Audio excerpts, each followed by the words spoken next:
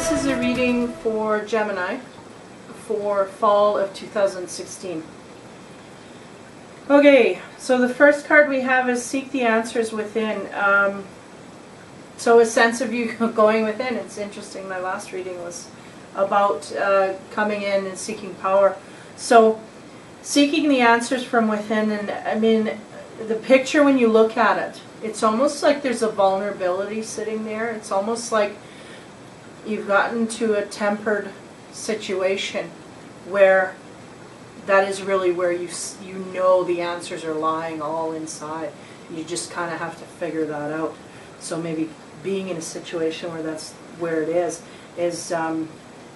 really needing to go inside to reveal and have it, and maybe having the time to do that. What is crossing you is nurture all that you love. So I'm getting a sense that maybe that's a challenge for you to do. You know, it's a challenge for you to be loving and nurturing all the time. You're just not feeling it, not having it. Maybe being a little grumpy. I don't know if it's grumpiness or just too hectic, too fast, things are going on too much, that, or maybe just not being able to see what it is that truly engulfs your flame type thing. So nurturing, being nurturing and all of that is really a challenge for these Geminis, because they're just not feeling from that position.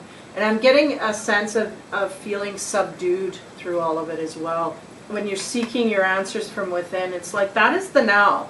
That is what you're doing. You're just kind of getting quiet and going inside.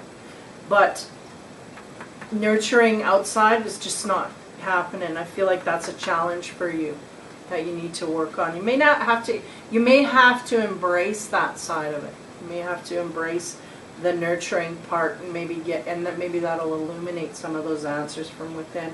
What's flooding the reading is nourish your soul. So I'm getting a sense that when you go in, you have no choice but to realize what your soul wants, and then you make the choice to engage in that or not, to, you know, fulfill that or not fulfill it, or for whatever reason. And I'm getting a sense with these Geminis, there's kind of two roads that they can't really go. I don't know that either road is going to please them. It's more like duty. I have to do this and I have to do that. Therefore, not really happy, because these are have-tos and not I want to, you know. So nourishing the soul is really what is kind of coming over each and every card here. What's passing away is heed the messenger. So that's interesting that you are in a position where you're seeking answers within, but what is passing away from you is heeding the messenger. So that could be outside influences as well as guided, intuitive sense. And I'm getting more that is the way that it is for these Geminis. They're really outside sources. It's just not where it's at. Usually with this card, I'm thinking heeding the messengers is usually that intuitive sense, but I'm getting it's these outer people that are telling me what to do for these Geminis, and they're just not having it. Like, they're really not in a bold sense. They're just going, I need to listen to me, and they're knowing that, you know. And it's like, yeah, you can have your opinions, and they're not going to be brash about it. They're just going to say, you can have your opinion. It's just I know what I got to do. I just got to do it, and I got to figure out what it is that I want to do, and then do that. So heeding the messengers passing away is kind of just not listening to those outside sources, because they're just not feeling in resonance with it. Really, these outside sources are not in agreement with what's going on inside, and so there's a big conflict there, and that's that duality that Geminis are famous for. But they're realizing the good side of it. They're ready to jump in that way. So in the near future, know you belong. A sense of not feeling part of a whole, not feeling nourished, with the sense of, you know, and it's nurture all that you love is your crossing, right? So it's giving a sense of not being able to feel nurturing or feel loving or do that in an outsourced kind of way. And then knowing that you belong, I feel that it's kind of linked to that. So whatever it is that's kind of hung you up on the fact that you can't nurture outward is really what is also kind of making you feel that deficit of not belonging. So I feel like those two are connected. So I feel like if you nurture outward and you express outward, I feel like knowing that you belong just washes with that. I mean, it's just attached to that, and it will come forth for you. So maybe just, you know, once that insight carries through, just not necessarily questioning whether you belong or not, but actually working from a source of compassion and caring and nurturing outward. Jump onto the nurturing, trying to do that, and then it'll just fix that area where you don't feel you belong. It'll just automatically engage that. Your distant future, we've got here the ancient ones. So I get a sense you may even be doing some book work. You may be even looking up self-help books, maybe engaging in other people in the ways of diving into the reality of, I need to search here, I need to find out, I need to, and coming across, some good works maybe where you are getting some of those answers and getting some of those, at least some things that will open you up enough to get you where you need to be to get you to the next phase. So listening to the ancient ones and heeding the messengers. So there's a lot coming at you. Either you're actively seeking it, a lot of information, going out there and gaining knowledge to figure out what it is, what's the problem here? What am I lacking, or what do I not have enough of, and going out there and studying it and being aggressive with the information. Either that or it's just being bombarded with you and you're really taking it in. It's not just a matter of you're taking it in, and that could be part of the seeking answers within, is just shuffling through all that stuff, organizing all of that information that's coming through. So having a sense of really being downloaded upon to a point where it's time to advance a little bit here. These Geminis, they kind of been on a little bit of a stable. Now it's time to jump up here. All this stuff is coming in, and maybe they're not reacting to it. They're not feeling embraced enough to react from it. So they need to do that. They need to, hear, listen. You're doing all the right things, I think. It's just a matter of taking that time and letting it wash over you, and then going outward with what you feel comfortable and what is resonating with you. Along the path, we have let the emotions flow. A lot of people are getting this card, and if you're one who is not emotional, then you really, in times where you are feeling that, you need to let that out. There may be times coming upon these Geminis where they are going to be emotional, so just seclude yourself and let it out, because it's really that it's like a flooding out of those negative emotions, so then we can fill that up with the good stuff. Yeah. So a lot of emotional release here over the fall, happening to a lot of the signs. I mean, it's just flooding through. Maybe it's just the energies, the universal, the planets, or I'm not, into astrology in that way, but it may be a situation where, this is part of a cycle that flows through everyone. You're just releasing all of these emotions. So next to that, we have embrace the masculine, the green man. I find that interesting because it's really next to kind of like the crying card. It makes me think of something I said the other day about, I think it was in one of my videos, about the men and crying, and how it is actually a symbol of strength. To me, it's a symbol of strength. It may not, there's people that view it as weak, but it really is a symbol of strength, because it shows that I am human. I can make mistakes. I can feel from it, and I can let it out, and then I can refresh. And so embracing the masculine, I think you just need to really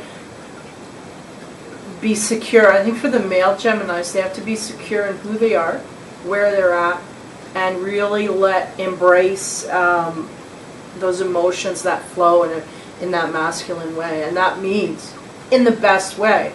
It doesn't mean that, no, I stuff it. It means just, you're a man and just let it flow. Just let it go. Just let it release from you. Feeling like these Geminis are needing that. And maybe not worried about being looked upon. Yeah, a lot of the males I'm picking up on.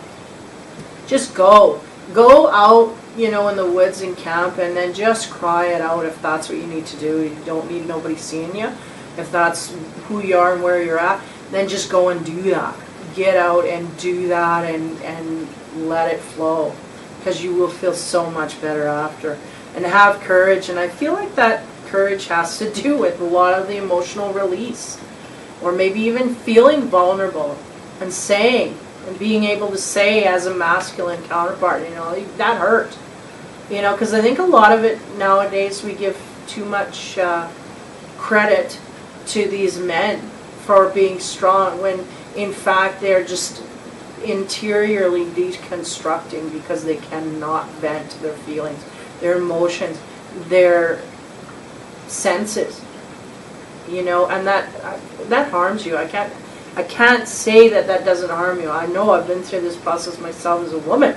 I have a hard time with that. So having the courage to, you know, be a man and still let the emotions flow. I'm feeling that masculine side heavily here. To say that is what it is. You need to have courage to be vulnerable. You need to have courage to show that you can be soft as well. And I think once you get to that soft side, you can be stronger on the other end when you let all that out. Now what you end at is respect your boundaries. So it's almost like some of these Geminis have let their boundaries go. They've got a good idea in their mind what they need and what they want to ward off, but they've been wishy-washy with letting people get away with things in their environment, in their immediate, so family, friends, the close ones. You know, I'm getting that a sense. You know, the ones outside, it's a little easier to create those boundaries, but the ones that are close, it's harder. It's harder to stand up for what you believe when you got this person around you most of the time. And that's the sense I'm getting here, is that you gotta maintenance on those boundaries. You know, you can set that boundary, but if you don't stand up for it the next time it happens, then that boundary is just going to get infiltrated. I mean, I get problems with that all the time. So yeah, so respecting the boundaries, putting up, not walls, but putting up those barriers and saying, I just will not accept that anymore. And don't accept it when they come across, because they're going to go, oh, okay, yeah, no problem, and then they're going to do it again. And then they're going to do it again, and they're going to test you, and they're going to test you. And it's like you just get to the point where it's like, I just don't want to hear it anymore. I don't care. But you really do have to kind of be their boundary, because that other person needs to learn that they can't get away with that as well. So it's a two-way street, not only benefiting yourself, you're benefiting them in it. I mean, they may take it negatively, but that is their issue. They just need to understand that this is just not where I come from anymore, or this is not where I'm, you know, that, boom, there's a rail here, just don't step over my fence, just leave it alone, you know, like that kind of thing. So that's really, really good stuff. I'm getting the sense that there's a lot of flow coming into them. There's really kind of almost in a, not a meditative, but a reclusive state, where they're taking all this information in. And so now and then, you know, in the end, it's like later in the fall and the winter, they're going to have to start putting up setting the boundaries and saying, okay, you know, realizing where they're getting stung, where their self-esteem is falling away, and it is when you let these people trample over you. And that's really what it is having the courage to stand up for that. Your animal card is the cat. It's time to strike out on your own and relinquish your overdependency of others. So there might be a little bit of a codependent thing going on. You might have a little bit of not wanting to be alone, or not, maybe, you know, a little bit of arguing back and forth, and that is something that's a little bit habitual. So beware of codependency issues. Look into that as part of your research if you're not already. You can never really take in too much information about yourself. So don't be afraid to do more research on yourself, and it just really does, as a whole, transfer outwards in a great way. So, you know, like codependency, or, you know, any kind of issues that you've had growing up, or maybe you don't even know you had. I mean, when I heard codependency, I'm like, I'm not codependent. It's like, yeah, you are. You go read the book, you know, like there's lots of books on codependency there, and you read it and you're like, oh, hey, that's me, boom, they got me, you know. And then, so then you learn about it, and then you learn where your weaknesses are, and you learn where, you know, in these psychological corners where you can get caught up in, and you can be in areas where you just didn't realize you were, but, you know, maybe being prejudiced against the title. I'm not codependent, you know, and that's exactly what I was. It was like, I'm not. And then you look at it and you read it, and it's like, well, there's a whole psychology behind this, and I got traits and and all these things that it's like, no, that's not good, that's me. But yet you learn about it and you uncover it and you go, okay, yeah, and then you figure out how to not let that happen to you again.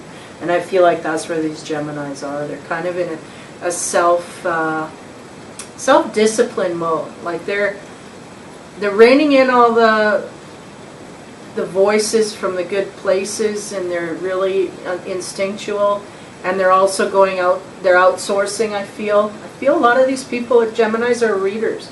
I feel like they're going to the books and they're studying the things, and, you know, and looking up stuff and getting the meat and trying to work it all out. So it's a matter of a lot of that coming over the fall, and I think into the winter, and I think that closer to Christmas time they're going to be working on going outwards with, okay, now I'm going to take control of my life, and I'm going to set down boundaries, and this is a boundary for you, and that's a boundary for you, and that's a boundary for you, and don't you start and cross it, because I am going to maintain that bugger, and you are not going to come back again if that happens. And that's really what it is I think these Geminis have gone so long just not maintaining their boundaries, and it's gotten them into a little bit of a funk because they're feeling it and sensing it on the inside, and maybe not recognizing that that's what it was, or maybe recognizing that's what it was, but just not feeling that they wanted to be in a position where they wanted to, you know. And I think it's a little bit of not creating chaos. I think they just don't want to create any chaos, so they figure, but in the meantime it hurts their own ego. Their own, not ego, self-worth. It hurts their self-worth when they don't stand up for their boundaries. And that is the thing that these people walk away with, their self-worth, and it's like, they don't deserve that. They don't deserve that. So you got to go in and take it back, you know, and create those boundaries. And I feel like closer to Christmas you're going to do that. These Geminis are going to stand up and go, okay, that's it. This is what I need, and this is what I want, and this is where I'm going. And you know, either you got to go, or you got to straighten up and fly right in my direction, because I ain't taking it no more, that kind of thing. So really a good, kind of, they're feeling unsure at this moment. But like I say, closer to Christmas, they're going to be more grounded and more secure in who they are and their decisions that they've made. Because they're really taking in the knowledge right now, these air signs. They're just gathering knowledge, you know, they're intellectuals, they're getting it all in, and then they're going to make their decision closer to the Christmas and Christmas time, and then they're going to, from there, make decisions, and boom, they're going to stand up for it. Hopefully they'll stand up for it. I see that, you know, the card is there, so it could go either way. You could either need to be respecting those boundaries and you're not, or you're going to be in, you know, putting those boundaries down, and people are going to listen.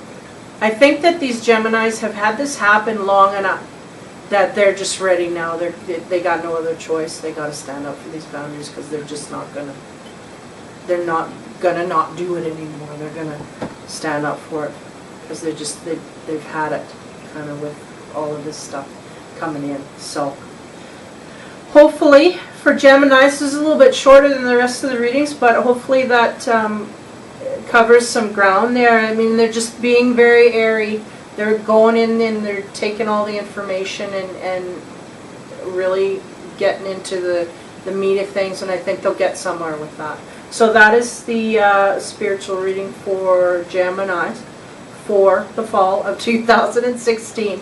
Hope you enjoyed it. Hope it cleared some things up for you, and hope it gave you some direction. And if you didn't see it, hopefully it gave you something that you didn't see. So that is the reading for Gemini for the fall of 2016. Thank you, and be kind.